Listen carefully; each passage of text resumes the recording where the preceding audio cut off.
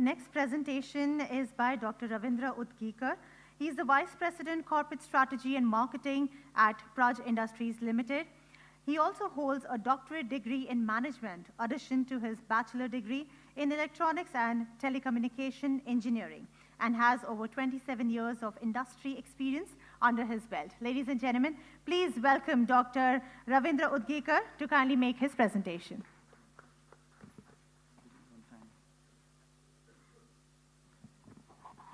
Okay, good afternoon. Looks like a lowly afternoon compared to the very vibrant morning we had when we started this session. Nonetheless, that's understandable. I think we guys are standing in between lunch and you all, but we'll try to keep it brief. Accessible science is an overarching topic, and it's almost like churning an ocean. What I'm going to do is I'm going to take a very focused view, and I'm going to talk about accessible science in the context of bioeconomy. I find myself a little bit at odds because most of the speakers are from the world of academia, from the institutes. I'm sure there are people in the audience from the industry who can resonate with some of the things that I will speak here. But we do believe that industry and academia are like two sides of a coin. So when it comes to accessible science, industry does have a role to play, and we are going to throw a little bit light on that. But as the title goes, I'm going to talk a little bit about bioeconomy, what it is, what importance it has got in nation's holistic growth, progress, what are the different drivers. I'm going to talk a little bit about the company that I represent, how we are facilitating accessible science, and probably some industry perspective as to how we can move forward. So bioeconomy is a knowledge-based economy wherein you are using biological resources for the production of goods and services. Essentially, we are talking about biology and chemistry, and of course some principles of physics to make things happen. Almost everything that you can secure through hydrocarbon route, you can as well secure through carbohydrate route. We all know hydrocarbons have a terrible impact on the climate and an environment, and no single newspaper today around the world goes without an outcry on how critical it is to take up sustainable climate actions. So here you have a bioeconomy where you have a renewable source, and you know India is blessed with land, sun, and agriculture in abundance. And as every country leverages their resources, here we are to probably leverage our resources on the agricultural side. And that's actually also need of an hour, because bioeconomy actually enhances, actually makes an inclusive growth, that of a rural community, that of a farmer fraternity.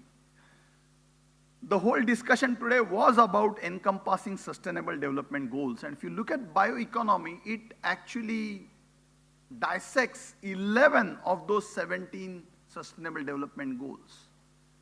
When it was launched in the last decade, and I think by 2030 we have to fulfill all those goals, we haven't made great progress. But I think if we harness bioeconomy, we have every chance to actually secure these sustainable development goals by 2030. So that's just to score point, whether it is socio-economical, whether it is ecological, or whether it is even the industry and economic impact. The next I have is about sustainable development. Now, scientific studies have shown that the climate disaster or the climate calamities in the last 2 decades of previous millennium, and first 2 decades of this millennium, there is a substantial rise in the events and calamities. Whether it is loss of human lives, economic setbacks, infrastructure getting wiped out, it is incredible. It's very, very alarming. In fact, only last month, World Meteorological Organization, part of, I think, United Nations organization, published a report where they pegged the losses attributable to climate change to $5.3 trillion in 50 years. And 2 million lives were lost is what the report is saying. And what is alarming for us is although the majority of economic losses were in the developed nations, 9 out of 10 human lives lost were in developing economies.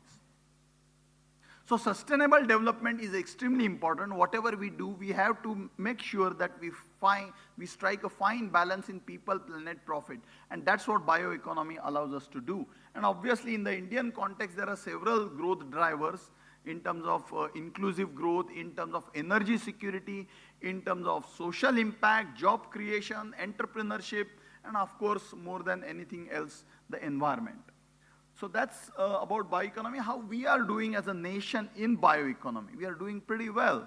I mean, about $100 billion, and then by the end of this decade, we hope that we will exceed much. This is today's forecast that we'll do around $300 billion, but we'll do much beyond. And typically speaking, bioeconomy can be split into those 5 sub-verticals, and today, again, in the interest of time and I'm going to talk about industrial biotechnology. So that's a little bit about bioeconomy, how we are doing and how it helps a sustainable development.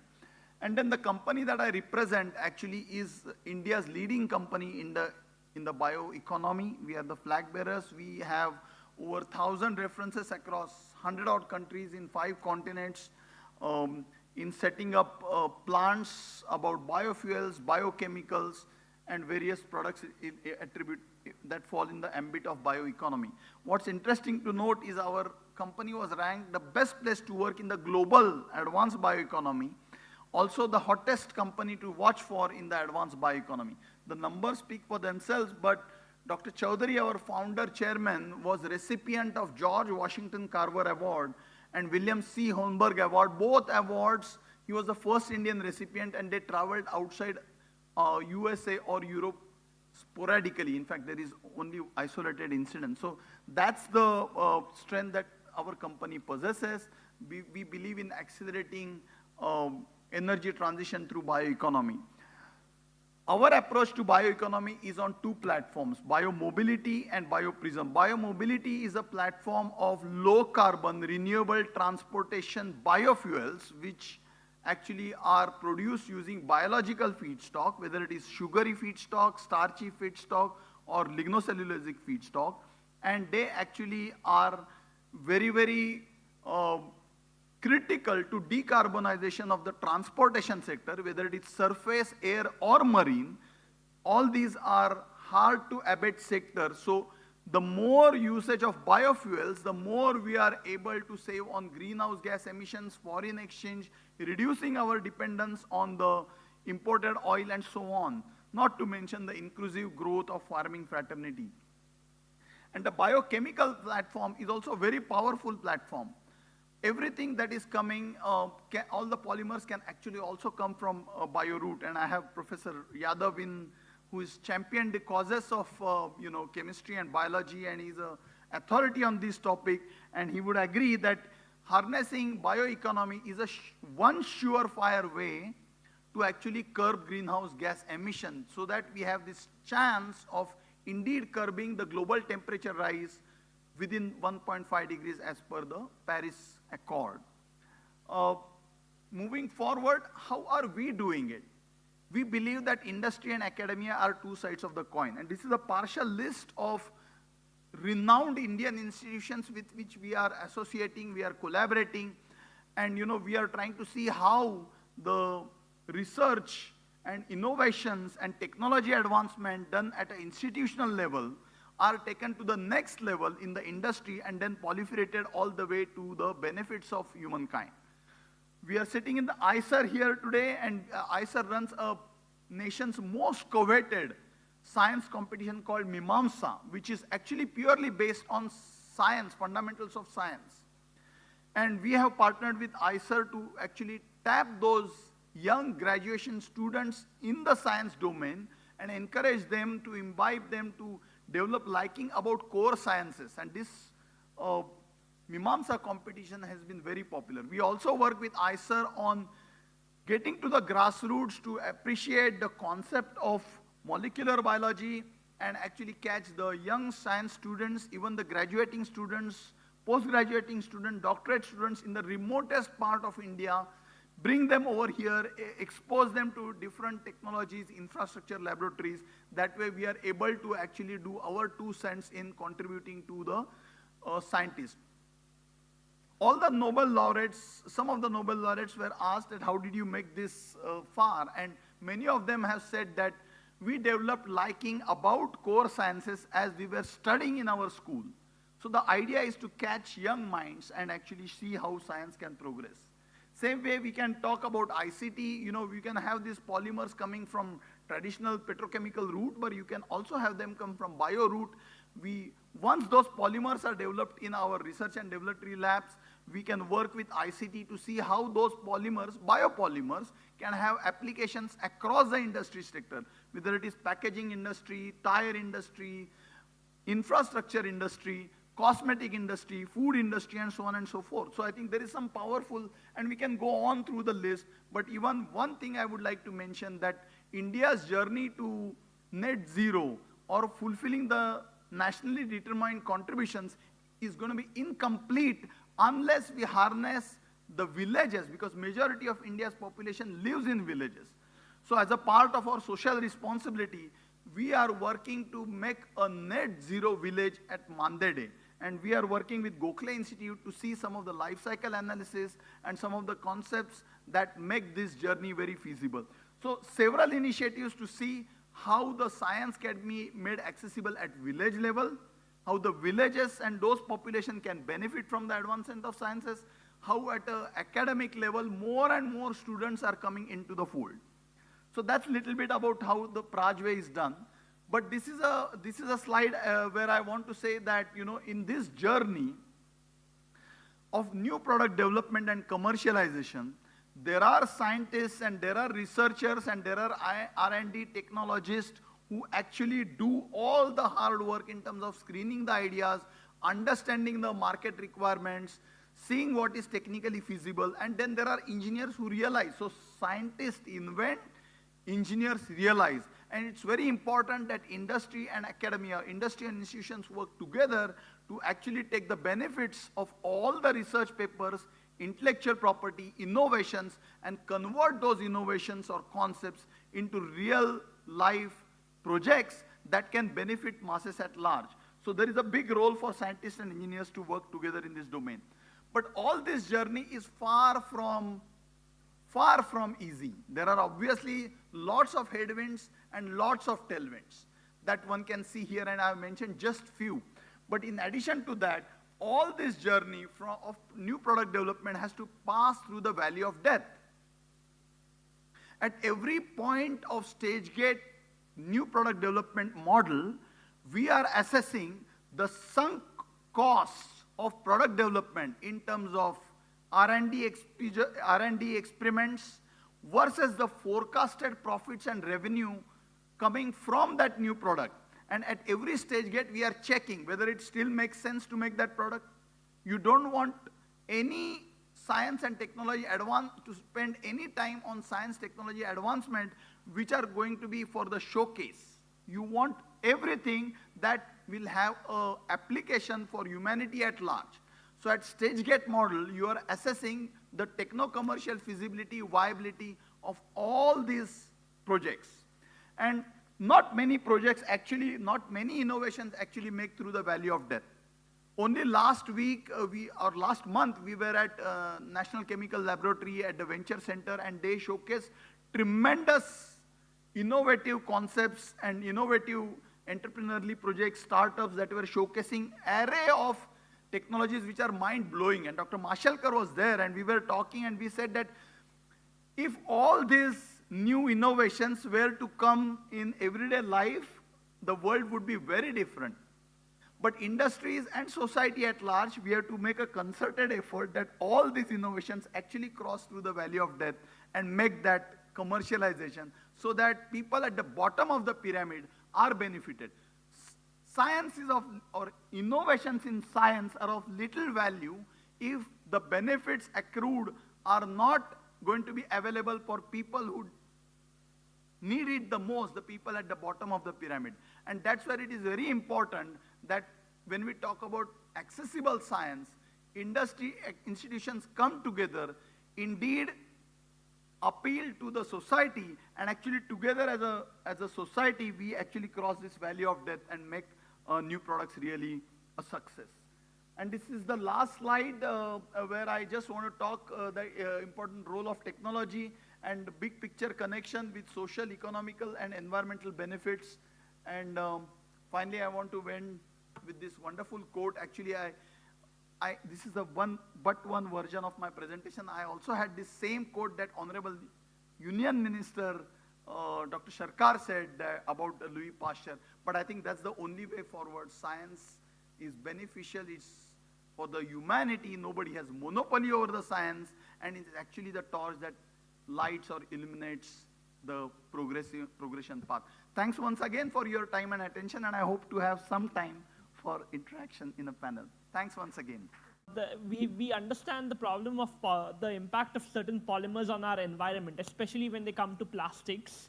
So in that case, how do you collaborate while taking care of the environment and bioeconomy in that aspect? So.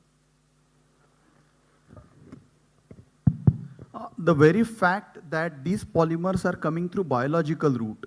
So in the bioeconomy, we said it's a knowledge-based economy that uses biological feedstock and biochemical engineering, biothermal engineering with some principles of physics, of course, for the process industry. And therefore, the product coming out of bioeconomy is always low carbon in nature. So, for instance, there is a plastic, and then there is, through bioeconomy, there could be biodegradable plastic or decomposable plastic.